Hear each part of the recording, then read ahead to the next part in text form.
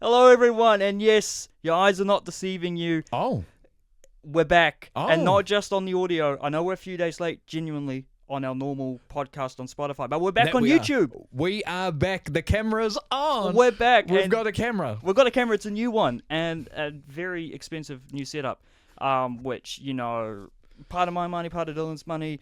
But Yep. we are back on. But we've done it. We're back. We've done We're it. back with a camera. We're back on YouTube, and from going forward, Yep. we will be posting the video podcast to Spotify as well. So if you want to listen or watch on Spotify, you can do either. You absolutely can. You can do either or, which is great for you guys, great for us. You know, Yep. we just have to focus on one file, get it up. Yeah. Say his name and he appears. Now we've got a camera. Now we've got a camera. Let's go. It's great. The but camera is back. The camera's We're back. back. We're back. Now I do have to apologize in advance.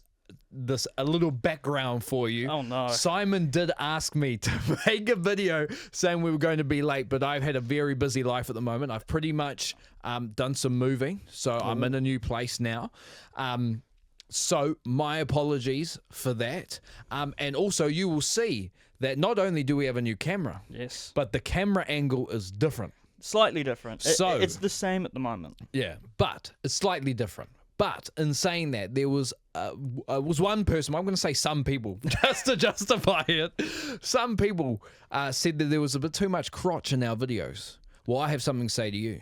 Why are you looking? Anyway. Oh, Dylan, already getting us off to a controversial start. Hey, it's got to be done. In the new camera era. In the new camera In the new camera era. With that being said, we are talking some sport, of We course. It's what we do. Yeah, go follow us. Now that we Please. have a camera. Yes, expect us to be posting more on TikTok now because Yes, we can actually sir. post video content, which isn't me and Dylan just going to sports events. Big facts. Which, a little secret is that we've booked tickets for something I'm very excited for. We are. It's for a sport or an entertainment format we've talked plenty about on this Yes, it is. podcast, Yes, and it it's is. one which has a couple of little promotions in this country, and I've not does. seen this done in person since I was about 10 years old at Armageddon. So I'm very And I interested. cannot lie, I have never ever seen it in person. Yeah, I can't remember it, so I'm really excited to see. If you can't tell what we're talking about pro wrestling. Yeah, I mean, as soon as you said promotions, I feel like people who know sport were like, oh, okay. Of oh, course. okay. So we're going to go to a pro wrestling thing in like just over a week and a half. Yeah. Apparently, it's the Matariki Rumble held Let's by go. Aotearoa Wrestling, which is ran by a wrestler called Henare. who Yes, sir. wrestles for New Japan, and apparently there's international superstars coming, so I'm unsure who those are. But Please, curious. Mr. Iguana. Oh, Mr. Iguana. If he can come to Aotearoa, New Zealand, I was that would thinking be awesome. I was thinking the king of the Indies, Matt Cardona, but hey, Ooh, aka Zack Ryder, for AKA those people Zack that Ryder. don't know. but Could he bring his wife? probably, I think she's locked down. It's Chelsea Green. Chelsea Green. But yes, we will be on TikTok hopefully Yes, sir. way more frequently than we were. Yes, and sir. also with this new camera, with this new setup, we do have the capability to live stream Yes, on YouTube. we do. And we are very keen to do so. We just don't know exactly what to do. So if you guys have any suggestions on what we should live stream, we feel like it will be watch-alongs for We can finally say this. what? Hit us up in the comment section. Yes. Hit us up in the comment section. Hit us back up in the YouTube comment section, although there is a Spotify comment section. But, Yes, there is. But you have to, I think, listen to like the whole thing to be able to comment on it, which is It's like, a bit stupid. yeah, but I kind of get it. It's for like the cool people who like knew what they were doing, and you know. This is a good point. But we're thinking we'll probably just be reacting to sports events live. But if you want us to do something slightly different, like I don't know, a little bit of, I don't know what games we'd play, if we'd be able to do that with this, or just react to random internet stuff, or you just want to see us stream and talk shit Facts, live man. for an hour, Big facts. we're more than happy to. But yeah, again, sorry this podcast is coming out a little bit later than usual. Yep. Dylan's work has been busy, so is mine. But Dylan's work has been extra busy. We had to postpone our usual recording session, so True. we're here a few days later, and today, if everything goes to plan, is a back-to-back session for us, which we've never done before. Because hopefully, A back-to-back. Oh, I'm not saying it like that. hopefully tomorrow, when you're watching this, listening or watching to this podcast, it will be Thursday. On Friday, we hope to have the first ever CouchSide special report coming out. which will be me. The special report. It's a special report. I've written it down in the prep doc for the last 2 weeks, and you haven't picked up on it. Of course, no, because I've been calling up before we start. Your one of this one didn't come up for me until Monday. I know. So yes, no, I haven't seen it, but it's called. Yes, we'll call it the special report. It's a special report because it's not an actual episode of the Sport Report. But we've been talking about it since we started this podcast. We're doing a completely separate video on our All Black squad opinions, the predictions / who we would pick personally. We're going to be hopefully recording that straight after this. Yes, sir. So if our voices are tired at the end of this podcast, you're not going to believe how tired we're going to be at the end of the next one. But that will come out on Friday. Hopefully, this is obviously coming out on a Thursday at 8 a.m. If everything goes to plan, yes, if everything's coming through the OBS, and we're already, I'm already doing a little move in front of the camera. Yeah, there we go. Because something stupid, has come up. It's the bloody new laptop saying, "Oh, you need to do this." And it's like, no, I'm clearly doing something. But they should know. They're seeing us through anyway.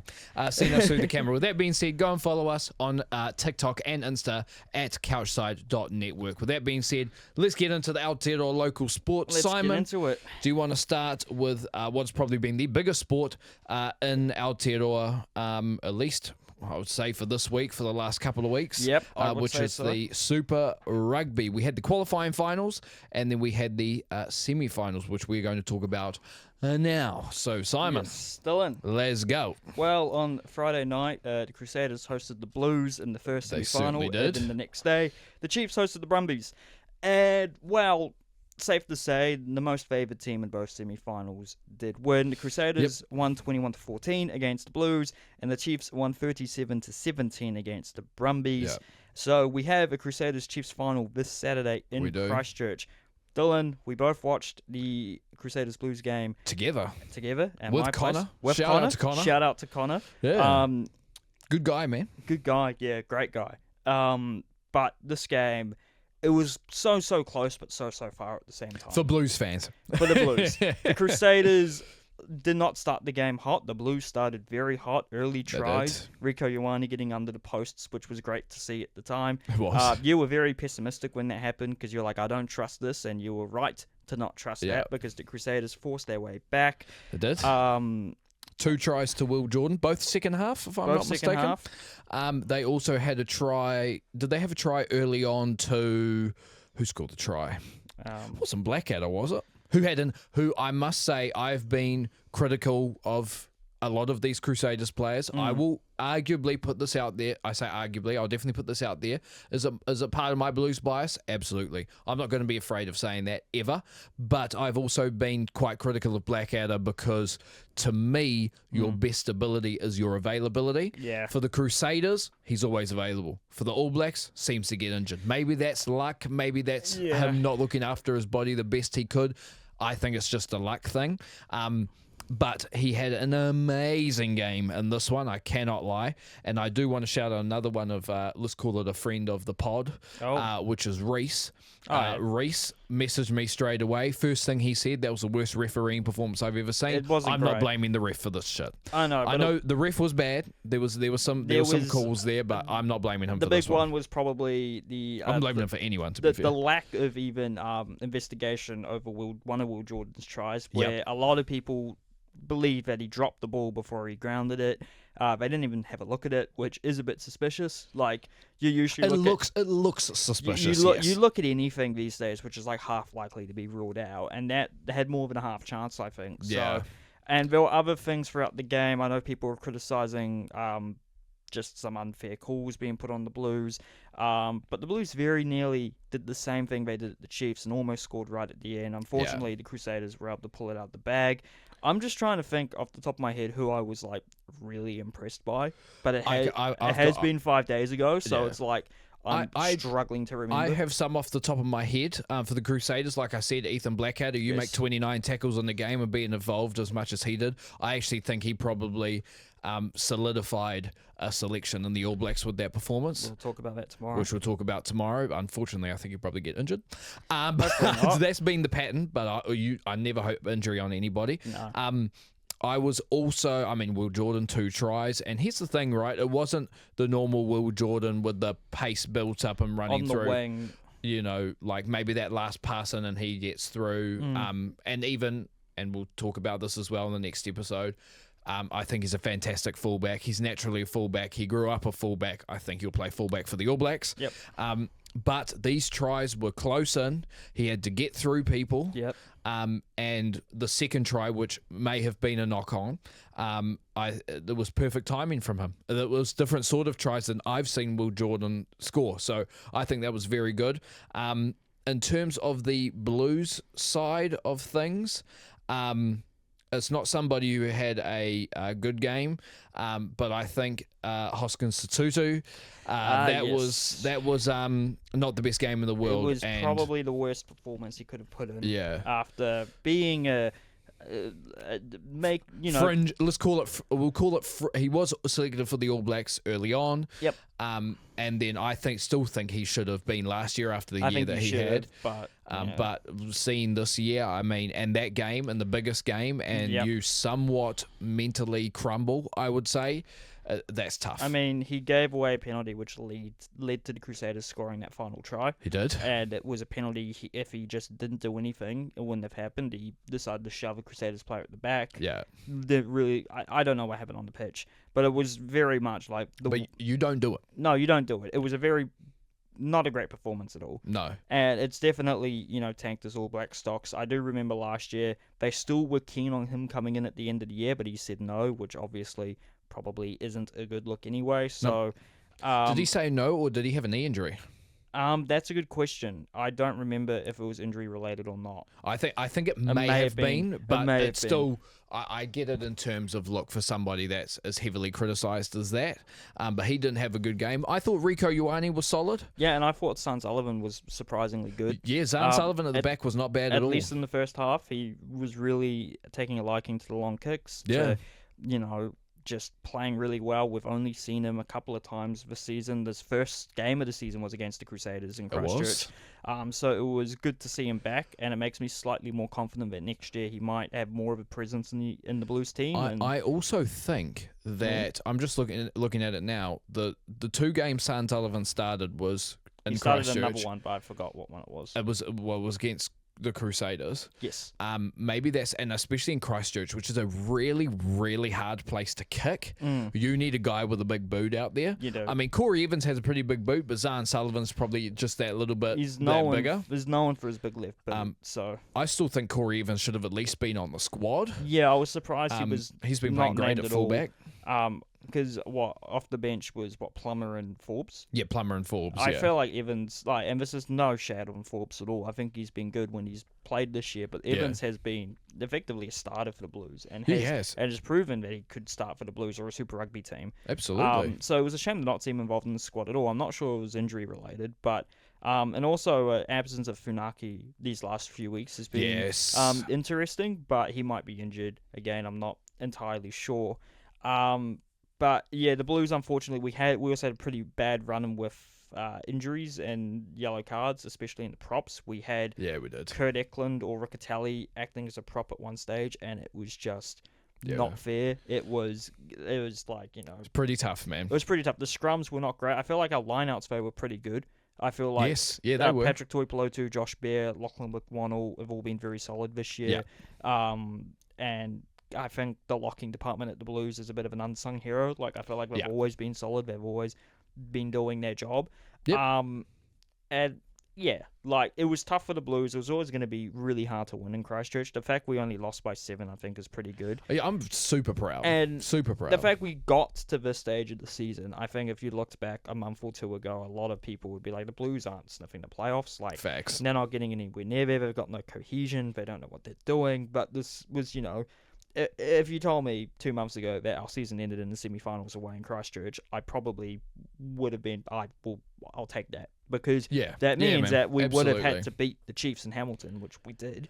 And I think it was unfortunate the Crusaders did turn it up. I'm surprised they didn't bring O'Connor on until like 7 minutes to the end of time. That was somewhat weird. And I think people online and people in the crowd were just chanting for James O'Connor to come on the pitch, who is reportedly on his way to, I believe, the Leicester Tigers. Yes, he is. He rejected, I think it was Racing Metro in France. He's off to the Tigers. You'll get a lot more dosh there and probably more starting minutes there than at the Crusaders, who have just used him as impact. Yeah, true. But yeah, the Crusaders will be hosting the final next week because the Chiefs lost to the Blues last week.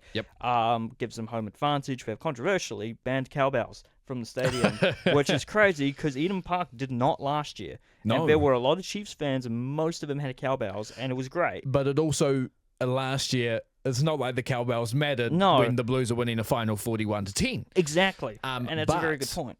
That's a very I hate to say it, very Christchurch thing to do. Oh yeah, to ban cowbells. I know. I mean, for Canterbury being a fairly rural region as well. Like, come on, like what's going on? Well, there you go. I think what we'll do is we'll also talk about the squad selections for the upcoming final because they came out a few hours ago after each game of the semis. So we'll quickly talk about the Crusaders squad. Tamaiti Williams is back from a small injury scare he had. He got injured in qualifying final, missed he missed one game. He's back. Missed the semi-final. He's back for the final, which is good not just for the Crusaders but for the All Blacks. True. Apparently, however, Fletcher Newell, who is named in the squad as the starting tight head, is very touchy with the injury. He could move out. I think people were saying they'll probably move Tamaiti to the tight head and put Bauer in the starting lineup. If it happens, Shea Fihaki was concussed in the last game. He is out of the squad for Macca Springer, which a lot of people were asking why not Johnny McNichol, who's been good at fullback for the Crusaders, but I feel the Crusaders only see him as a fullback and they don't want to play him on the wing. Springer hasn't been preferred for whatever reason, so he will be back, hoping to make an impact to prove a point, like how he should have been starting the entire time, although young guy, extremely young guy. I think was it early this season, scored 5 tries in the game. His first game of the season, scored 5. Yeah, crazy. And then kept it up a little bit, and then just wasn't getting named, which I feel like is due to him still being quite young and still needing to develop as a player. I think at least at the Crusaders in future from now, the key is going to be what does Reece do with his career. Does he, I think when his contract's up, he might be gone. Yeah, does he go overseas and then you can start Fihaki on one side and Springer on the other? Stuff along those lines. Yeah, because Fihaki, although he can play fullback, won't be playing there as long as Will Jordan is a Crusader. So true, very true. That's a very good thing to remember. But the rest of the Crusaders team is standard. Blackadder at 6. Christie at 7.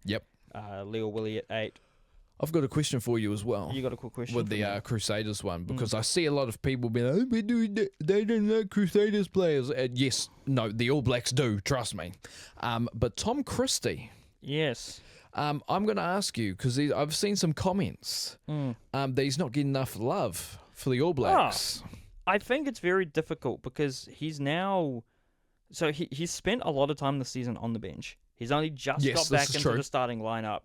Because they had Blackadder at 7, Grace at 6, and Leo Willie at 8. And then a few weeks ago, they moved Christie up from the bench and Colin Grace onto the bench. Yes. And swapped him and Blackadder around. Pretty much, yeah. I think Christie is unfortunate that the open side position for the All Blacks is a very, very tough gig. Is as crowded as it is, because apart from the Highlanders, every other starting open side at a Super Rugby team has been named in the All Blacks before and probably not going to lose their spot. And we won't go too into specifics because that's for the next episode, but I feel like he is going to be stuck behind way too many people, and also I think he is just an open side. At this stage, you kind of need to also be able to play another position, or you just have to be absolutely at the top of your game, doing everything correctly, big moments like a Duplessis Kirifi, who's only an open side, but he is, very integral to his team and is at the forefront for everything. Christie isn't quite that for the Crusaders. I think he's a good performer, and I think he's a great... I think he's a very solid player. And he's a solid player, but I unfortunately feel like he's just, caught in a logjam of other loose forwards and specifically open side flankers, and it's going to be hard to get him in the team. He'll make the All Blacks 15, absolutely, but as in the B team, but for the actual All Blacks, I feel like it would be a bit of a shock because I don't see him getting ahead of a Dalton Papali or a Luke Jacobson or a Duplessis Kiddifi or a Artie Savi, even if he plays as an 8. So, which, can I just say, Dalton Papali'i or Papali may be the most disrespected player Yep. in comment sections, but we'll go more in depth on that in the All Blacks episode. It's been a problem for a few years. I think people don't understand how integral he is to the Blues and how good he is. Yeah. It's just he's not as flashy and Yeah. on the surface level grunt work as the work he does you don't clearly see, but it's being done, and when he's not there you can tell. Yeah, especially very true. with the Blues. Yeah. But moving on to the next game, which I only really watched a little bit of, was the Chiefs Brumbies. Lucky for you, I watched the entire thing. That's great, because There we I'm going go. to hand it over to you. But the Chiefs, again, a big second half for them. It was tight Huge at second first, half, but they ran away with the game. Yeah, so there you go. Nah, I've got myself taken over. He's got it. So Chiefs big second half. I am going to say this, that I think if the Chiefs play like that, I don't think they win the final in Christchurch. Oh. But they played quite well. Yeah. I think that, they didn't have, and pretty much the squad selection for the final was pretty much the exact same as this Brumbies game. For them, not really many changes. I think Simon Parker, who's played 6 the majority of the year, Was injured. Is injured, as well as Anton Leonard-Brown still out with, I think it's a broken collarbone. And I believe Josh Lord was also injured for that game. Again. So Again, unfortunately. So, yeah. But no, they played very well. D-Mac at Super Rugby level is the elite of the elite. Oh, he is. He was awesome. Although that elite of the elite was not there in the final the week before. No, that's very true. Yeah. But with that being said, that's why I would say Bowden Barrett is starting at 10 for the All Blacks. I feel like I am going to...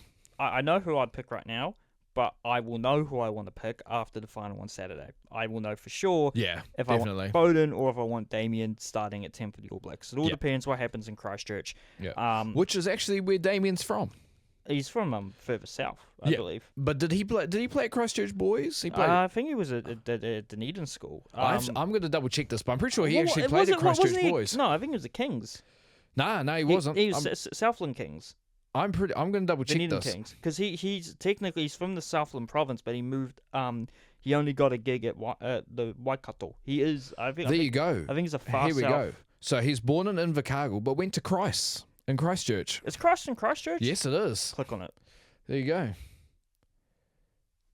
City, the boarding school for boys located in the city centre of Christchurch. I thought he went to school down south because I knew he was from Southland. And come on, mate. Should have came through at the Highlanders. That would have been great. Oh, that would have been But awesome. came through at the Chiefs instead, which is, well, to be fair, Lima Sopoaga was at the Highlanders probably at that time. Yeah, I believe he is from Auckland originally. Yes, I think Lima Sopoaga is from Auckland. I'm not sure, actually. Anyway, besides the point. Damien McKenzie had a fantastic game. Yeah. I'm going to have somewhat of a controversial take.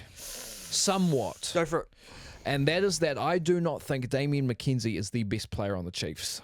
Who do you think it is? I think that Tubo Vey is the best player on the Chiefs. I feel like that's a hot take. And he thought that, I think he runs that engine room for the Chiefs really well, and he's carried on that form from the All Blacks, which he will be a starting lock. Into the Chiefs. I thought he played great, and I always think he plays great. I'm a big fan of his game. Yes. I'll tell you what, you get Arnie Savia, which we'll talk about, back to Moana Pacifica 2027. You get, let's say they, by some miracle, sign Moana, sign to Beauvais at Moana Pacifica. I don't think that's not going to happen. No. But if that happened, oh, it would be great. That would be fantastic. But it won't happen because they won't have 3 All Blacks. The Kyron Todd Muffalo's leaving because they think he might be an All Black in 2 years. Yeah, true. And Artie's not even on the team next year, which we'll talk about later. Yep. True. But no, it would be great. But he went to, I think he's from Auckland because he went to Wesley. So, hey, Tupou. Yeah. Actually, we don't really need to force out one of Beryl McWonnell. but No. he'd be great. Yeah. Maybe With Patrick hangs it up. Exactly. But, With that being said, he played a great game. Can I just say, I also think that Ollie Norris and George Dyer, Ollie Norris plays loose head prop, George Dyer plays tight head prop, don't get nearly enough love for how good they make that Chiefs that Chiefs scrum. That Chiefs scrum is, by stats, the best scrum in Super Rugby. And I thought they both had solid games as well. I hate doing this to him. Oh, no.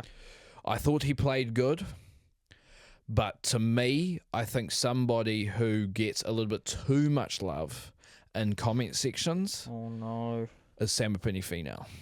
Yeah, Look, he played good. I don't think he played good against the Blues. I did not play very well. That was not a great performance, and it was only worse that he had a very unique number on the back of him, so it made it very easy to spot who was doing the random shit. But I do think that there is a reason this year that Simon Parker, who was, I think, a year or maybe just a year and a more younger, and is also a big 6'6", 120 kilo guy playing at 6, which is what the All Blacks have wanted. Yeah. Although I don't think Simon Parker will get selected because it's a log jam and the loose forwards and anyway. He's also currently injured, which prevents that. So I think there's a reason that Samipini Finau was on the bench the entire year. Well, I think it was about half the year. Simon, I think they split the amount of starts, and Parker did actually play a few games in the regular season at 8 as well. Yes, he did. For context, he also played at 8 against the Blues. Yes, he did. Which for some reason they brought Wallace Tatiti off the bench. They did not make that same mistake this time, and he played good. So I think Samipini Finau is going to have a big final if he wants to get into that selection. Yeah. But besides that, Chiefs, great second half. But I do think they have to play better against the 31-0 in home playoff games Crusaders. It's going to be rough. But the Chiefs team for the Super Rugby final is pretty much the same. It's full strength. It's apart from no Leonard Brown, no Lord, and no Simon Parker. But yeah, it's I hope it's a good game. I hope everyone's I'm sure firing. It will be a good I hope game. we don't have star players, underperform because it's a big game. Yeah, true. But also going back about Tupou Vaa'i, he's a guy who gets a lot of love, I think, online as well, and he also gets a lot of people suggesting he make the move position-wise to blindside. And I don't know how I feel about that. I don't feel like it's the worst idea in the world because they obviously want a tall 6. If we have someone who can fill his void at lock, sure, I'm all for Patrick Tuipulotu starting for the Blues. I'm not against that. But again, I don't think he should be starting for the All Blacks. I reckon Patrick could do the job this year. Personally, I think he can do the job starting this year. You'd probably hope that in the next year or two, someone like Sam Dairy, Fabian Holland, maybe even a Josh Lord is able to start if Vaa'i is seen at 6. But I feel like we should probably go through all our actual blindsides first before resorting to Tupou Vaa'i, because we have Wallace Tatiti who can play there. He might play at 8 this year if they place Artie at 7, because that's where he mostly plays for the Chiefs. Yep. We'll see what happens. You have Ethan Blackadder. You still have like Samipini Finau, Simon Parker, and you have other guys who can play the position as well. To all the random people online suggesting that Artie Savia should play 6, Stop, please. Because I've seen a couple where they're like, oh, Artie Savia 6, Kiddifi 7, Satiti 8. I was like, you could just swap 2 of those around and it would make a lot more sense. I think that's just to get Kiddifi in the team, who has had a really, but you really could get him good in the team and still have Savia at 8 and Satiti at 6. Absolutely. It's like, it's not going to change. It's just a very short... Got to let the fans. Got to let the fans say what they want. Which is us. To be fair, we are fans. We are fans. But I feel like we have. Well, actually, no, we don't. We're pretty dumb. But dumb as bricks. But not dumb enough to put Savia at 6. No. So he played there before at the World Cup in 2019. Yeah. Although I think he won whatever. I think he was the 6 when we played South Africa. Yes. We won that game, but when we played Scott Barrett at 6 and. Look what happened. The less we talk about that, the better. Exactly. But predictions, though. Predictions. I'm going to go predictions. Predictions here because we do have still a little bit more to go. Predictions: Crusaders, Chiefs. It's the Super Rugby final. Do I have to give a margin in Christchurch? You don't have to give a margin. Okay. Unless you want to. But who you got? Chiefs, Crusaders. Now, I want you to remember this. We both, at the middle of this year, said the Chiefs would win. Yes. But who you got? There's a lot to think about here. both teams are fairly full strength. They both have a Yes. couple of main guys who are injured. Yeah. The game is in Christchurch. The Crusaders have never lost a home playoff game in Christchurch, and that is a very important thing to remember. Yes. The Chiefs, also, their star back, has a habit of not showing up in big matches over the years. Yep. But, They've literally lost the last 2 finals. yes. But I don't think that this is a normal year. Mm. And I am going to stick with my early prediction from this season like an idiot. And I'm going to say, in shocking circumstances, in a close game, the Chiefs get it over the line in Christchurch, and the Cantabrians will now know how it feels to lose a home playoff game as the number 1 seed. Because trust me, we've been there, Oh, yeah. and it sucks. Yes, So it I think does. the Chiefs are going to win. I am confident that Damien McKenzie is going to have this epiphany, and he realizes he can't disappear in this game because his All Blacks career will pretty much be riding on it. And I feel like he's going to play well. Maybe not the best player, but he's going to play well. But I don't think the Crusaders will play bad. I just think the Chiefs will get it over the line. And that's my hot take. That's your hot take. That's my hot take, All that the right. Chiefs are going to win. Okay. My prediction. Yeah. I've thought about this quite a bit. Yeah. Because, look, I may have a playful hate of Christchurch Yes. sports, not Christchurch people. Well, Careful. but their team, man. Yeah, it's good. The Crusaders team has been the best Super Rugby team of all time. It's not even close. And I will absolutely give them their flowers for the semi-final. I'm not going to be that fan that's going after the ref and saying the ref blew the Blues the game. No, the Blues blew that game by being who the Blues were this year. But I'm still proud of them for getting to a semi-final. I can't lie. I'm going Crusaders. Yeah. I'm going Crusaders. I felt like I was being a bit bold there, but I stand by it. I think the Chiefs will get it over the line. And now here's the thing. I actually think that it's going to be a close game. Yeah. I actually think that Damien McKenzie is going to have a great game. I feel like he will. But I don't think it's going to be enough. And I think that the Crusaders, there's something down in the water in Christchurch. And this is with most of their sports teams. Yeah. Where when it gets down to crunch time, there's another gear that gets kicked. It's like it's a genetical thing. I swear. It's a genetical. It's genetical, but only when you play in Christchurch, you know. Yeah, very true. But I'm going to go with the Crusaders in an extremely close game, and I think they have the players more than the Chiefs to win a close game. I think if it's a high scoring game. Even though they've got Will Jordan, Sevu Reece at Super Rugby level, fantastic. I think Macca Springer's a great young winger. Yep. David Havili can definitely do the job at 12, but we'll have a discussion about him with the All Blacks one. We sure will. But I think they just have enough. Yeah. And I think that Christchurch kicks in. I mean, I'm looking at that forward pack going. You got Williams of Newell starts. You've got Newell, but you've still got Bauer off the bench. You got Taylor. You got Cody Taylor. You've got Scott Barrett still there, and I think Shalfoon is a solid. And then you've got they've got Blackadder Christie and a guy who I think will be an All Black very soon. Maybe not this year, but very soon. Christian Leawilli. Yep. That's a tough pack to overcome. And the Chiefs have a tough pack, but I think in a close game, it's going to be tough. So I think the Crusaders, although Damien McKenzie does play well, I think the Crusaders get over the line. And that's a very fair opinion to have. I do see. I've got to give them their respect, man. I've got to give them their respect. I see the vision. With that being said, all we hope for as rugby fans, as we have this entire year with viewership going up from last year, with a lot of, in terms of stuff like that, I think the social media has been awesome. Yep. I think the Blues social media especially, fantastic. No, it's been great for 5 years now. Exactly. It's just been raising the game for everyone. Yeah. So I think, all I hope for is a cracker of a game. Yeah. That's what I hope for. And I do too. And I feel like we'll get it. But Absolutely. we've already been rambling for over half an hour about just 2 games. So let's breeze through the other random rugby tidbits I'd written down over the course of the last week and a bit. So that first All Black squad of the year gets announced on Monday. I believe will be announced before we record our podcast. because we record on a Monday. So Yeah, we'll so be it's, reacting I think it's to 4 that. p.m. our time. Sweet. So we'll be yeah. reacting to that when it happens. Yep. And then some other general news. Arnie Savia is confirming to be going on sabbatical next season. He will leave Moana Pacifica after a sensational year there to return to the Kobelco Steelers. And The Kobe Steelers. The Kobe Steelers. Yeah. Dan Carter played for them back in the day. Artie's played for them before, but he will be back for Moana Pacifica in 2027. Speaking of Pacific players, Richie Mwanga was expected to play for the AUNZ Invitational team against the British and Irish Lions later this year. However, due to a broken hand, he has been ruled out of the game. He played through it in the Japanese final, which I think we're talking about later. Yep.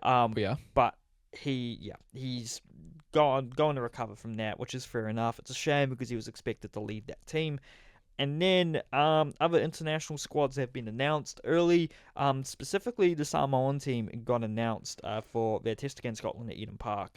And also, which is a crazy statement, and then also the Pacific Nations Cup. But a lot of their key guys from Moana Pacifica and other super teams are missing because they have all signed on to play NPC instead of playing for Samoa. Yeah. A lot of guys who play club rugby in New Zealand and even in Canada, although there's Milani Nanai and he's been proven to be good, are in the Samoan team. So it's a shame because I was talking to someone on Reddit who is I assume a Samoan fan who was hoping that they'd get a lot of their Moana guys together in the team, testing out half pairings 2 years out from a World Cup. But they did name a lot of Euro-based players because obviously Europeans are out of season. And one-time England international Jacob Umanga has switched to Samoa, which is great to see. He came for at Saracens. He's been at Treviso in Italy for a year now. I'm really excited to see what a English-raised fly half can do in the Samoan national team. Yeah. Because I feel like that is English-raised Samoan fly half. Yep. Who's a very Umanga. rare. Who's a Umanga. Very rare. And the same family as all of them, you know? True that, man. And then another very interesting thing, I don't know if this has been confirmed, but it's been reported that Georgia, the country, they report... Home of wine. Home of wine? Yes. I think they actually invented wine down there. We're reportedly joining the Under-20 Rugby Championship, as in the Under-20 Rugby Championship currently consisted by ourselves, Australia, South Africa, and Argentina. And this is because Georgia keeps on getting shafted by the Six Nations. They have been promised entry into their U20 competition, and they've just not done it. So apparently, we've gone, yeah, sure, we'll let you do it. In fact, you're going to host it next year, apparently. So it hasn't been confirmed yet. So supposedly, at least a five-nation rugby championship in Georgia. Could they find a home long-term with Sansa, like in the real rugby championship? Yeah. I don't know. Maybe if the Six Nations screw them over too much, and rugby championship don't mind having them in as a team, I have a feeling they'd probably base themselves in South Africa if that's the case, because they have. I was about to say they are quite far away. They have a very good relationship with South African rugby, apparently, Georgia. So I feel like they could just base the team there, or they might even look at moving the rugby championship to be in an event which gets hosted primarily in one place. I don't know if that'll happen. And I assume if they join, another team will join. It will be Japan or Fiji. Honestly, both teams should be in the comp. So if Georgia does join, it's a bit... I don't know what goes on there. But I'd love to have the Georgians involved, at least with the Under-20 Rugby Championship, give them a place to play. And also, I do hope their domestic team, Black Lion, does find a way into the URC. I hope it's not at the expense of a Welsh region, because that's been a massive talking point in Wales. That they've got 4 teams, but they're so financially stuffed that they need to get rid of one of them. I hope they figure it out, man. I hope they figure it out, but I also hope that Black Lion find their way into the URC, because I don't think they can fit into any other competition. That's about Georgia. And then Sky and NZ Rugby renewing their broadcast deal, but importantly, Sky is splitting the deal for NPC and Farah Palmer Cup with TVNZ, which means for the first time in quite a while, New Zealand will get regular domestic rugby on free-to-air TV. I think that's huge. I think it's huge for TVNZ. It's also huge for provincial rugby, because I feel like the competition is being revamped next year. It needs a revamp. They need to change something with NPC. They need to make it more appealing to people to watch and to play in.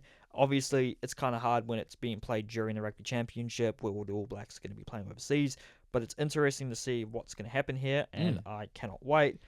I think it's a funny thing as well. I was having a conversation with somebody, and I actually think because a lot of people say, we've all got now phones, Netflix, other sports, other live streaming platforms and stuff like that have taken over TV. I actually think if TV went more to those live games being on free-to-air TV, I actually think that might be a good thing overall for TV in general. I was having that conversation with somebody. I think that's the saving grace or the lifeline for any form of television at the moment, apart from like free-to-air online TV, is that if you have sport, you're probably safe. Yes. And this is probably the closest I'd get to the top flight rugby in New Zealand. And also, this is just out of the blue, televise the 1A Auckland High School games. I'm sorry, stop trying to make a political point. Every other comp in the country is. Auckland, you're not special. Remember, you guys all decided to boycott St. Kitts because you got pissy they gave out more scholarships. Televise the fucking games. Jeez. I only say that. Very funny and agreed. I only say that because Grammar Kings was on the weekend and I was thinking of going, but Dylan was busy, so I didn't end up going. And I would have loved to watch that game in person because Kings have some of the best. Both teams have some of the best prospects in high school rugby right now. 2 year 12s. At Auckland Grammar, you've got Nico Stanley, who was in injured schools last year. As a year 11. And then at Kings, at fullback, you have a year 12, Calvin Harris-Tavita. Yes, he is the brother? The brother of Chanel Harris-Tavita, and apparently is signed on to the Broncos in some capacity. I don't know, but he is playing for Kings at the moment. I don't know whether he goes to league or union. Obviously, having Chanel at the Warriors might push him towards league. And also, I think the Top 200 Rugby website, which does all the high school lists for New Zealand rugby players, they updated their lists the other day.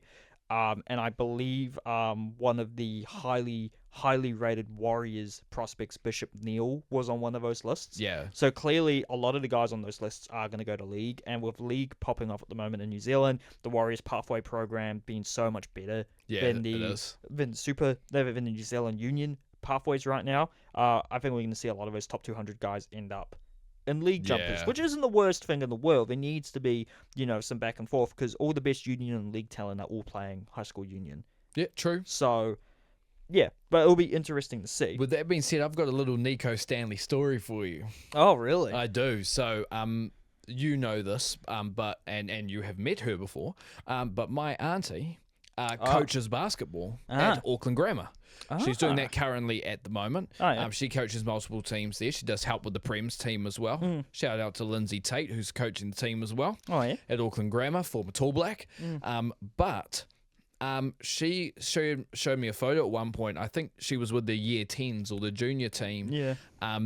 Doing, it might have been a fitness training or something along those lines. And she's going through, and she was talking about Joe Stanley's grandson, which is Nico Stanley.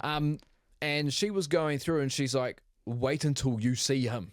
And she goes through all these players. And they're like, they're basketball players. They're going to be big, but they're juniors. And then you get to Nico Stanley, who already looks like a full-fledged muscle man at year 10. And I'm going, that dude's going to be something. She goes, he does really like playing basketball, but rugby's definitely his thing. And I was like, hopefully we're going to see him signed to the Blues. Come on. For our centre depth, which it might be crazy in a few years. Yes. But that'll be great. Just televise the 1A rugby. They're bringing back the high school rugby. There was that controversial Marlborough Boys game the other week where they purposely shanked the conversion and scored a try of it, and they awarded it. And then it came out a week later that they've got 5 year 14s on their team. So, hey, this is a good. That's a bit funny. But yeah, I've got a shit ton of stuff written down here. Sorry. Apparently, Welsh Rugby might sniff around a couple of Kiwis who are eligible. The only name here of note is Riley Higgins, who had a great 4-game stint with the Canes before getting injured this year. True. Hopefully, he stays fit next year. And then to overseas rugby, because we just lump it in with the local rugby. Both Richie Moanga and Shannon Frizzell back-to-back Japan Rugby League 1 champions with Toyota Brave Lupus Tokyo. I was at the final last year where they managed to beat the undefeated in Japan at the Olympic Stadium. It was super cool. I accidentally brought a hospitality ticket without realizing. It was very expensive. I should have realised, and I ate beforehand. I got there, and they said, "Oh, you get a burger." I'm like, "Are you kidding me? I've already ate." And it was a mish getting into the stadium because like I could not read anything. I was like, "What gate am I supposed to be going to? This is nuts." But it was great last year, and they beat the undefeated Wild Knights. This time around, they took on the Kubota Spears, or the Kubota Spears Funabashi Tokyo Bay, who weren't actually super favoured to get here. They had Sean Stevenson for the first half of the season. He's going back there full time next year. Yes. But the Brave Lupus, or Toshiba, won 18-13. It's yet another consecutive league title for Richie Mo'unga. You can only commend him. He was playing on the broken hand as well. And Facts. then across the globe to Europe, in England, Bath won their first Premiership Rugby title since 1996, beating Leicester 23-21. Let's go. Their 7th overall. And also winning their 7th domestic title, or URC title, was Leinster, finally breaking a bit of a hoodoo as being chokers. Thumping the Bulls 32-7 at Croke Park in Dublin. Geordie Barrett's now a URC winner, which is great to see. And did he score twice or once? He definitely scored once. He may have scored twice. I think he actually may have scored twice, but he's been playing Unfortunately, awesome I over didn't there get for up them. at 4 a.m. in the morning to watch the game. No. And then in France, their season's still going. We've got semi-finals this weekend, and then the final the week after. Hence why they're bringing a rotated squad to New Zealand, which I kind of understand. Just shorten your season, for crying out loud. They had their semi-final qualifiers. Bayonne beat Clermont 20-3. Clermont were always my go-to team on Rugby 08 World League for some reason. Because Rugby 08, what a throwback. Throwback. Hey, we could stream it. That's a good point. But basically, you could do the World League where they put all the teams in the game into like divisions, and Clermont were one of the French teams in Div 3 because you had to start off in Div 3. Yep. And I always pick Clermont, and so they're always like my unofficial French team, which is cool. And then the other game, Toulon thumped Castres 52-23, but someone scored a try who probably shouldn't even be scoring tries, let alone playing the game of rugby. Ma'anonu, at 43 years of age, came off the bench in a top 14 semi-final qualifier and scored a try. He's got to be the oldest professional player of the top flight, forward or back, I think. It's a bit ridiculous. He was born in 1982. He was playing pro rugby in 2002. It's 2025. You've just offended anybody that's listening to this that's born before 1982. No, but they all know that they can't play top flight rugby. Okay? They already know. Dylan, they knew that 15 years ago, okay? Oh, funny, man. And then finally, Super Rugby Australia. Is a thing now in September and October. It's just the 4 Aussie teams playing against each other once, just to fill up the time, because when we have NPC, Australia doesn't have anything. And so it's I thought Australia had something. They did, but it shut down before COVID. Okay, fair. It was the thing the Drua first took part in. It was the National Rugby Championship, NRC. Yeah. But yeah, fortunately it shut down. The Drua actually won it more than once, I think. Or at least made the final more than once. So that'll be good for the other Aussie guys who want Wallabies to get some more game time in there. True that. But moving on, NZNBL Dill Bags. Are you Westy Lee, is it? Westy Lee. I don't know. Oh, man. I don't know. Just Dill Bags. It makes sense. Oh, Couple of games. The first game featuring your great cousin Cruz's Tauranga Whai against... You know, the top team in the NZNBL this season, Rams, without a question of a doubt. Went away to Christchurch, but you'd probably admit this game was probably a lot closer than you'd think. Yes, it certainly was. I mean, it was close most of that time, but the Canterbury Rams did take it out 77-68, making it a little bit harder for the Tauranga Whai to get 6, but I will talk about that afterwards. The game after that, this was huge for the Auckland Tuatara, getting a big second half. Shout out to Dylan Wilkie, a guy who I've played with and against, one of the best shooters I've ever played with. He scored 17 points. I think got about 6 threes, maybe 5 or 6 threes. Shit. He played very well off the bench, winning, and Auckland Tuatara won that game 89-77. They are finally becoming the Auckland Tuatara that they should have been this entire year. Oh, yeah. The Nelson Giants somewhat stay in the 6th spot hunt. They win against the Otago Nuggets, who have not been very good this year. They've only won 2 games. They won 96-82. The Giants did over the Nuggets. The Saints on a 0.4 of a second alley-oop buzzer beater. I think I saw this, actually. From Hiram Harris. Now, it is a little bit controversial. I just see him celebrate like, Yeah. So it was the end of this funny. game. So here's the thing. And this is how you know it's the NZNBL. Down in Wellington, this was in Wellington, they had 0.4 seconds left. The Yeah. clock could not do 0.4 seconds. So the referee said, we're going to control it and we'll let you know. We're going to control it and we're going to let you know. That is what I happened. wouldn't be confident. Hey, fair play. But with that being said, the first play they have their big man import. I can't say his name, but shout out to you passing it in. They run a beautiful screenplay for Hiram Harris, who gets free. He throw up the lob. He throws it in straight away. They win the game. Now, I'm going to be real with you, and I said this to my mum who was watching this game, mum and dad who were watching this game at the same time. I do not think that was 0.4 seconds. No. 0.4 seconds is fast, but it was super impressive and well worth. As a former professional cup staker, 0.4 seconds is fast. It's quite fast. It goes very quickly. That was a hilarious story of the week, a little bit controversial, but hey, the Wellington Saints take that out, 107-106. The Taranaki Airs keep their good form on, beating the Hawke's Bay Hawks 84-72, making it harder for the Hawks to get 6. And then the last game, the Southland Sharks firing at the moment. They put themselves into 6th spot with a 100-93 win over the struggling Franklin Bulls, who are very good this year. So there is 3 rounds to go. And at the moment, I'm just reading off my paper here, which you'll see on YouTube if you're watching on YouTube, CouchSide Network. Or on Spotify now. Or on Spotify. Yeah. The fight for 4th, 5th, and 6th is still on. So the Jets right now are 4th. The Auckland Tuatara have put themselves into 5th. And the Southland Sharks have put themselves into 6th. Now, the Southland Sharks are 8-8 right now. The Phi are 7th, they're 7-9. The Bulls are 8th, they're 7-10. And the Hawks are 9th, they're 7-10. And then the Giants are 10th at 6-11. I don't think the Giants will crack this. But the fact that it comes down to the last 3 rounds to pretty much get the 5th and 6th spots, but maybe 4th, 5th, and 6th spots, is going to be awesome. Of course, I hope my Tauranga Phi get through and Cruise gets through. Unfortunately, they've got the 2nd place Wellington Saints on Saturday. But then 3 games after that, they play the Southland Sharks. That's going to be huge in Invercargill. They play the Nuggets, and then their last game is against the Jets at home.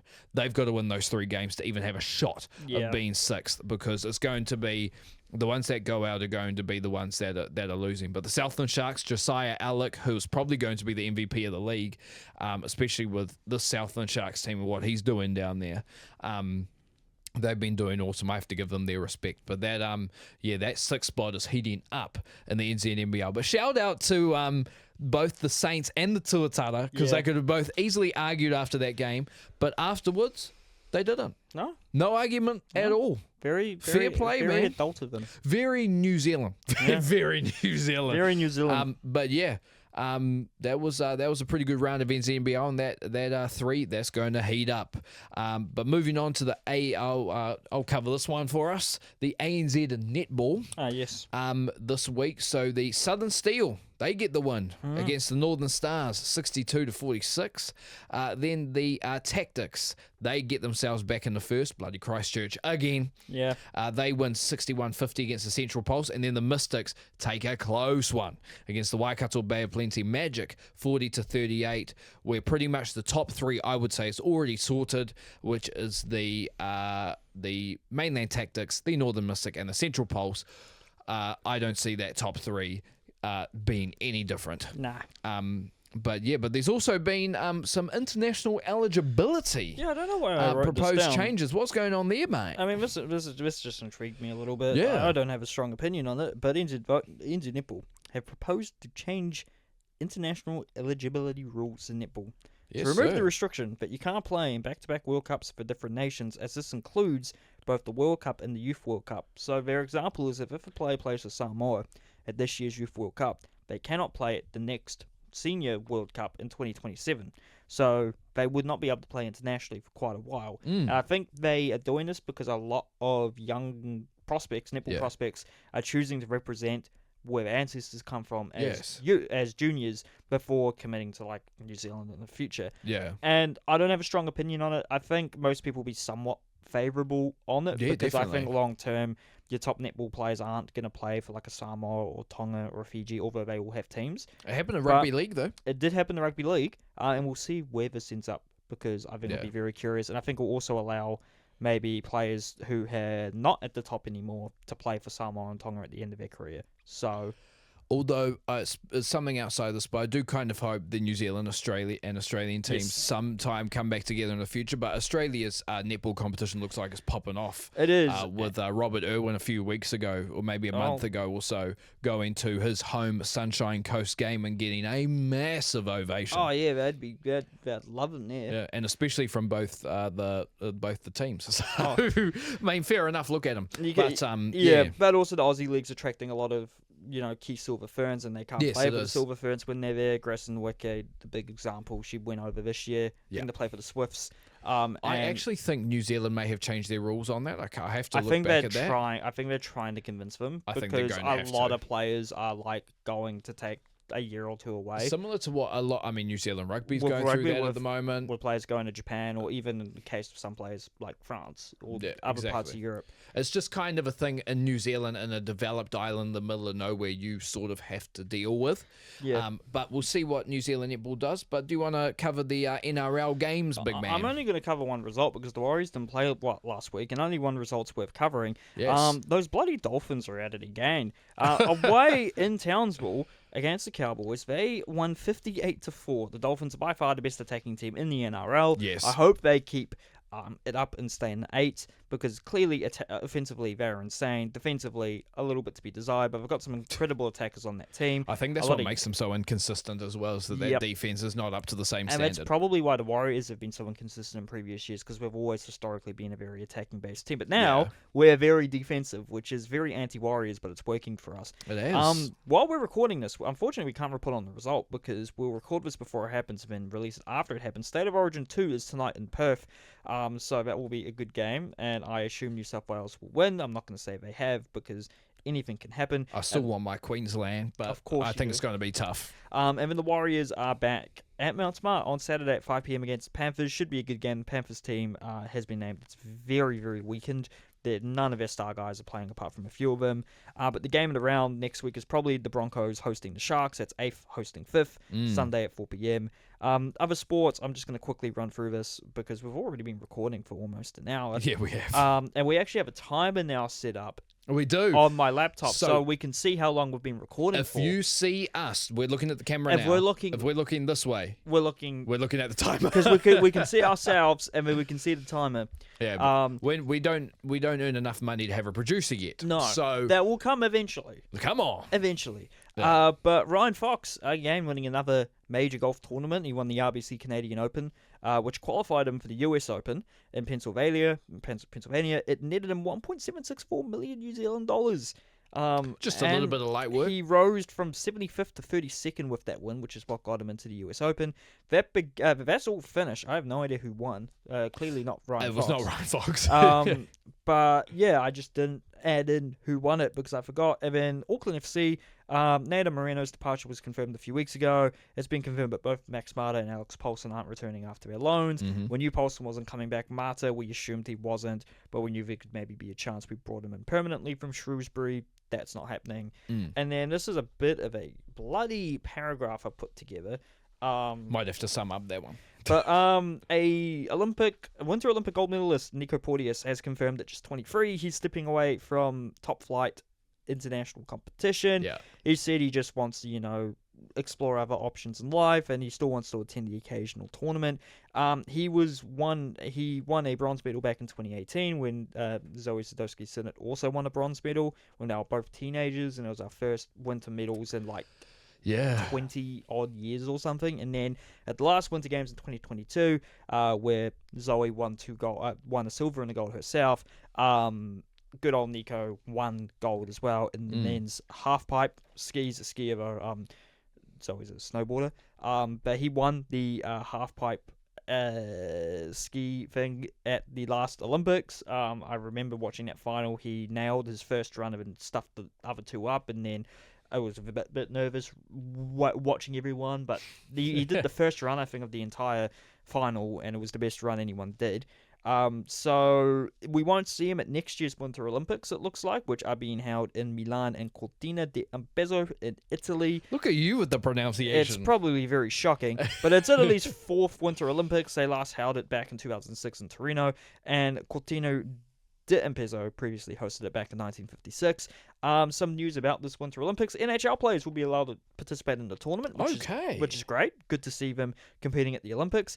And there will be new events added in a variety of sports, such as freestyle skiing, luge, team alpine, ski jumping, and skeleton. And a new optional sport will debut in the form of ski mountaineering, which basically, it just involves climbing up mountains, whether you're on your skis or you have to carry them because it's too steep, and then you descend the mountain on the skis. So, it looks a bit interesting. I can't wait to see it. But we're going to move over to international sports and over to the National Basketball Association, where the NBA Finals is heating up between the Oklahoma City Thunder, formerly known as the Seattle Supersonics, and the Indiana Pacers. Formerly known as the Indiana Pacers. So a bit of a refresher.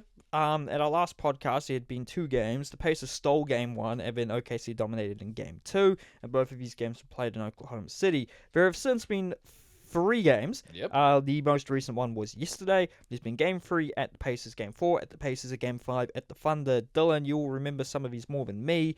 Do you want to quickly go over what happened in these 3 games? Yes, sir. So Game 3, the Thunder, I actually think, were up for a lot of it, and then the Pacers came back again. They're having quite the miracle run. They are. And then the Thunder pulled it out in Game 4 against the Pacers, and then Game 5, which has just happened, unfortunately, Tyrese Halliburton has gone down with an injured calf. Which, if you are a Warriors fan, you know an injured calf. It's not great. Leads to one thing.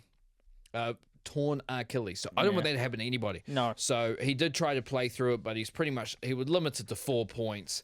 That's going to be pretty tough, and I can't lie, although Pascal Siakam, your guy, is very good. Pascal's doing great. I love to see it. It's a shame it's not at Toronto, but I look on Giannis Antetokounmpo's TikTok comments at the moment when he's posting another fucking weird thing, and all the comments are like, I can't wait to see this in Toronto next season. So hey, I believe if we can somehow get Giannis. It's not happening, hey, it's not happening. We'll clip this when the trade gets announced. Yeah, okay, sure. But Game 6 is in Indiana, and Indiana are leading the series 3-2. They just need to win one more game, and that next game... OKC is leading the series 3-2. Sorry, OKC is leading the series 3-2. I got ahead of myself there. And it's going to be held in Indiana. I was correct there. On Friday at 12:30. So that is going to be a huge game. Can the Thunder win it on the road, or will the Pacers bring it back for a final game, which would be on Monday at 12 p.m. And by the time that's done, if it happens, we'll be recording this podcast. I'm very excited. Hopefully Halliburton's not limited too much again by the calf injury. I know it's the final, so he's going to play because that's just what you do. But yeah, this is becoming a very entertaining series so far. Yep, and it is. Yeah, we're going to have a new champion regardless. And I think that Pacers team will come back next season fighting if they don't win it. And the Thunder, they're just a bloody super team who could change the entire team up with the amount of picks they have. Facts. And the amount of leverage they have and Facts. build an entirely new super team. But that's really all I have to say about the NBA, apart from the fact the draft is on the 26th of June, which, if I can do math, is next week Thursday. So yes, Cooper Flag to the Dallas Mavericks is probably a given, but where the other 2 top prospects, who were all from Rutgers, Ace Bailey and Dylan Harper. End up. We will find out on the Thursday. And moving on to the football. The All Whites put in a good effort in a 2-1 loss to Ukraine. We equalised in this game. Ukraine are a very good team. We played well despite the loss.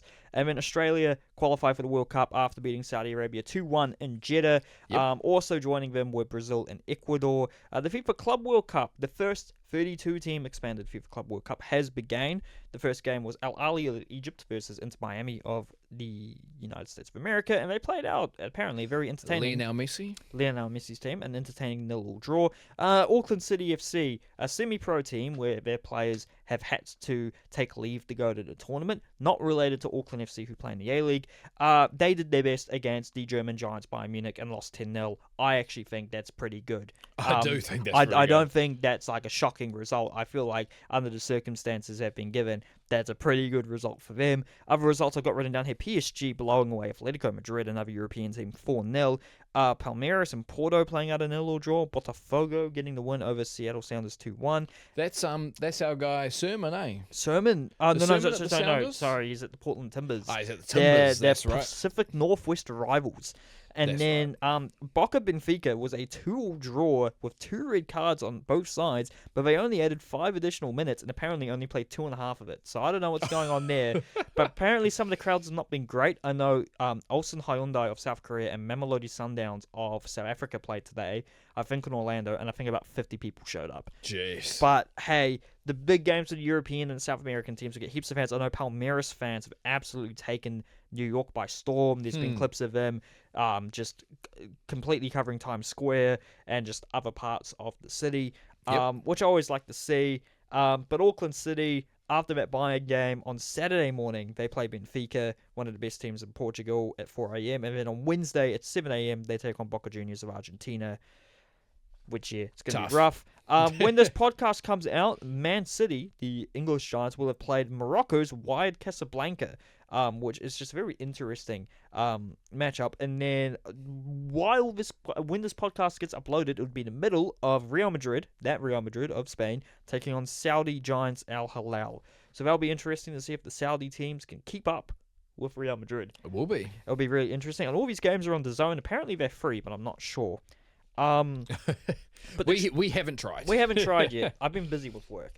The transfer window in football is also open. I'm just going to run over a couple of these deals. Trent Alexander-Arnold from Liverpool to Real Madrid for 10 million euros. Basically a free transfer, though. Mateus Cunha, Wolves to Man United for 74.2 million euros. That's not going to fix Man United. That's just a sinking ship. Dean Houston, young Spanish, plays for Spain, centre back, leaving Bournemouth for Real Madrid for 60 million euros. And then Man City buying a number of players, including Tierney Reinders of AC Milan, or I think my co-worker called him Rudolph the other day. Oh my God. Of course, 55 million euros. And then Ryan Cherky, football manager, FIFA wonderkid, off to Man City from Lyon for 36.5 million euros. Interesting to see how he can crack it in the Premier League. And then big signing for Liverpool, Jeremy Frimpong for 40 million euros from Bayer Leverkusen. Leroy Sané has joined Galatasaray on a free from Bayern Munich, and Kevin De Bruyne has gone to Napoli from Man City on a free. Yeah, that he has. And I'm not going to say that one's not really relevant. But Spurs have sacked Ange Postecoglou, which is a bit of a shit show in my opinion, and have brought in Brentford's manager Thomas Frank, who is proven, and I think he'll do a good job at Spurs, but hopefully they just trust him. Yeah. And then there are big rumours. Liverpool, I think we're just waiting for the confirmation. They've got Florian Wirtz, also from Leverkusen, for 150 million euros. They took 2 of my guys, but I respect it. I respect it. 150 million euros is a lot of money for one player. Milos Kerkez, a left back from Bournemouth, is supposedly also joining them. One of the biggest wonder kids on the planet right now, Franco Mastantuono, is reportedly joining Real Madrid from River Plate. Man United apparently need another attacker after getting Cunha and a link to Brian and Buemo of Brentford. I think that actually might have already been confirmed. I don't know if it has. But anyway. Oh, no. Yeah, I think it may have. I don't know. I think it has. I don't know. And then I'm going to skip a couple of these, but Luka Modric reportedly swapping Real Madrid for AC Milan. I think it makes a lot of sense. He's old, but he can still play. Go to Italy. You'll be fine. And then Nico Williams, this is a recent rumour, is off to Barcelona apparently if they can afford his 58 million euro release clause. Taking from my Athletic Bilbao. Yeah, and he's already got a brilliant partnership at the national team level with Lamine Yamal. If that's also going to be his partner at Barcelona, where they already have Rafinha, geez Louise. And can I just say as well, because I know a lot of Liverpool fans, and I'm a Leverkusen fan, you get Frimpong for the right back. Yep. Hopefully he can defend. Yep. Because he did play when he got under Xabi Alonso, who will now be the manager at Real Madrid. I think Frimpong definitely played more of a wing back. Yep.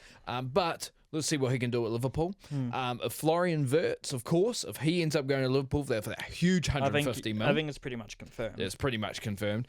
You've got Kirkers, although you've still got Robertson there at left back. But he is being linked to somewhere. I forgot where, but he's on the list somewhere. I did see that. I think it's Atletico Madrid, actually. But if Liverpool get a striker and Frimpong and Wirtz play like they did at Leverkusen, especially Wirtz, and who's Kirkers awesome plays like he has been at Bournemouth. It's over. And Dawizzi is linked at Napoli. It's over. Shout out, I have played against a goalkeeper who's also played against Darwin Núñez. That's a fun Simon fact. Thank you to the Year 10 Rutherford College World Cup tournament we had, where all of our homerooms got put into teams. Yeah. And I think we represented England because our homeroom teacher that year was a guy from Nottingham. Fair. He was a Forest fan, and he's like, of course, and everyone in the class groaned when he told us we were representing England. And we played, I think, the class in particular, I think we were representing Croatia because they had a couple of Croatians in the team. Because you had to pick a team that was actually at the World Cup. And they had a guy in goal called Cameron Brown who would go on to play for Auckland City FC. I'm not sure what he's doing now because he's not with Auckland City FC anymore, but he did play youth level for New Zealand, and he was at a couple of tournaments, and I think finally at the 2019 U20 World Cup, where we bet Honduras and Norway in our first two games, including a Norway team with Erling Haaland, one of our great youth wins. He got the start against Uruguay because we were already gone through the next round. And I think we lost 2-0, and he did concede to Darwin Núñez, but that's a fun fact. There you go. Shout out to Cam Brown. Hope you're doing well. My guy. And then Spain's second division is still going. Crazy. It's June. And I'm only bringing this up because their first playoff final leg, it's a two-legged playoff final to get to the first division, starts on Monday morning. I think that's this coming Monday. And then the second leg's not till the 22nd of June. Actually, I have no idea. But Real Oviedo playing Mirandes for a place in La Liga. And Oviedo qualified thanks to a goal from a player I think we all thought had long retired. And that is a 40-year-old Santi Cazorla. Go Santi Cazorla. Go Santi. That's all I remember. The former Arsenal man was at Arsenal for a very long time, went back to Spain with Sociedad. He's now at Oviedo. And I'm going to quickly breeze past this. The Florida Panthers have won the Stanley Cup for the second year in a row. They have. And the second year in a row they've beaten the Edmonton Oilers. This time they did it in 6 games, not 7. Does that mean the Thunder are going to win their series in 6 games too? We'll see. Connor McDavid, who is going to be one of the GOATs when he is done, still chasing a Stanley Cup now with the and I don't think Oilers. the Canadian team has won the whole thing in like almost 30 years. Yeah, in 32. It's 32. Which is crazy considering the best players in the NHL are usually Canadian, but they Yes. all play. Too many of them play on the American teams. And this is a special request from loyal viewer Liam. He told me, Shout out to you, Liam. You Shout out to you. You have to be covering the cricket this week. And the World Test Championship just wrapped up, and I did write down notes for every day, but I'm not gonna go through all of them. But Australia took on South Africa at Lords. South Africa were the number 1 seed looking into this. For context, we finished 4th in this. India were 3rd. So South Africa won the tot and elected the bowl, and Australia were on the ropes at first at lunch, 67 for 4. But great partnership between Steve Smith and Bo Webster got them into eventually getting bowled out for 212. They went from 67 to 4 to 190 to 5 by T, so that's good. Kagiso Rabada took 5 wickets, and then South Africa also struggled at first with the bat, ending the first day on 43 for 4. And they were eventually bowled out for 138, with David Bellingham only getting 45 and Pat Cummins getting 6 wickets. Australia, however, only ended the day at 144 for 8. Their leading runner was Alex Carey with 43, and they were leading with 218 runs and 2 wickets left. And South Africa still had the bat. And they would be bowled out for 207, and South Africa just took like a duck to water with the bat, and they finished day 3, 213 for 2. Oof. 2 games to go, only trailing by 69 runs. Aiden Markram already had 102, and Timber Bavuma, who was injured, had 65.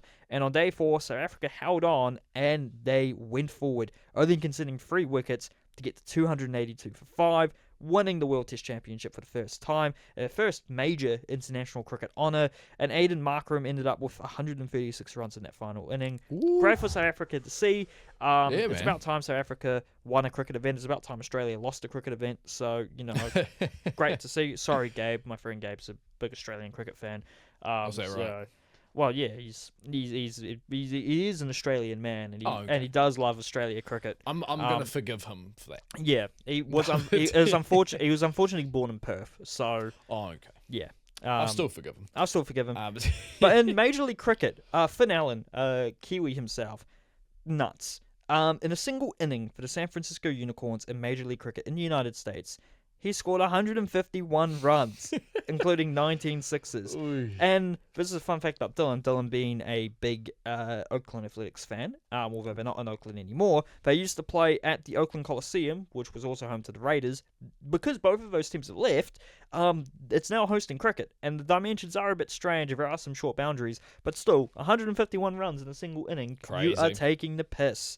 Yeah. And quickly. And can I just say as well, does America have something that's not Major League something?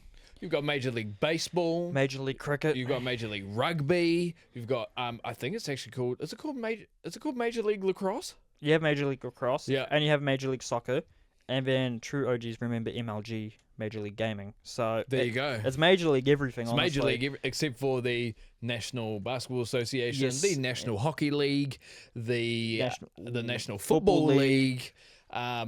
Man, I tell you Yeah, what, and the WNBA, them just Americans being Americans again, Major League everything. Yep. And then this is actually gonna be the final thing because I'm telling Dylan we're not gonna do a little segment today because we're doing the back-to-back. So this is a fairly short podcast actually. But the F1 Canadian Grand Prix was on the weekend. Lawson did not have a good weekend. His qualifying was ruined, I believe, by a crash, which caused him to not be able to set a big time. So he qualified in 19th. George Russell qualified on pole. Verstappen second, Piastri third, Norris down 7th. And then on the race day, Russell held on and got first. And Antonelli's first podium, one of the youngest podium finishes ever. He's only 18. Crazy. Third. Verstappen held on to second. Piastri got fourth, and Lando Norris took himself out a couple of laps before the end of the race, which I was watching live because it was a 6 a.m. start. My parents were watching it in the lounge, Yes. and I saw Lando drive into a wall, and unfortunately Liam's car carked it, and he DNF'd, which was a shame. So did cark it? It wasn't a crash? No, it wasn't a crash. Lawson's car. Because I didn't see it. I was wondering if it was a crash or not. But yeah, that was not a great weekend for Lawson, who actually had a pretty good race weekend the week before and actually the week before He's getting better and better, but this wasn't on him this week. It was on the car. And I do want to shout out his driving partner, Isaac Hadjar. Yes. Who has had a solid He's doing season very good. in the Racing Bulls. He's adapted very well. He's managed to consistently race that car well, and I think he's going to go far, but he should do everything in his power to avoid moving to the main Red Bull team because we know that second car is in fact cursed, and I don't think any young driver should touch it with a 10-foot pole. We saw what happened to Liam Lawson earlier this year. We see what's kind of happening with Yuki Tsunoda right now. Yep. We've seen what's happened to older drivers like Sergio Perez in that car. Do not touch it with a 10-foot pole. And that is going to end it. That's going to end it. For the normal sports report. But Yes, as you sir. said, we're not going to be refraining from talking anytime soon. No, of course As soon not. as we finish this, me and Dylan are back at it again with a special report, which will be hopefully live on Friday at 8 a.m. Let's go. Exactly a day after this one goes live. But thank you for joining in. Our camera's been recording the entire time We have not had to without get up shutting for the off. camera. It is still recording. It's been an hour and 15 minutes. Let's go. So this is great. This is not like we usually have to deal with. Thank you so much for watching, whether you're watching on Spotify or YouTube or listening on either of those platforms. Dylan, it was great to talk with you once again. And with a working camera. With a working camera. And with that being said, now that we have a working camera, please go and follow us. We'll be putting up more content on the TikTok and the Everywhere. Instagram at couchside.network, and you will be able to watch this on YouTube. You will be. We're back. Couchside Network, search it up. Let's go. We're out of here. Simon, thank you very much. Thank you. And Couchside out. CouchSide out. GG. It worked. We're back. It worked. We're back.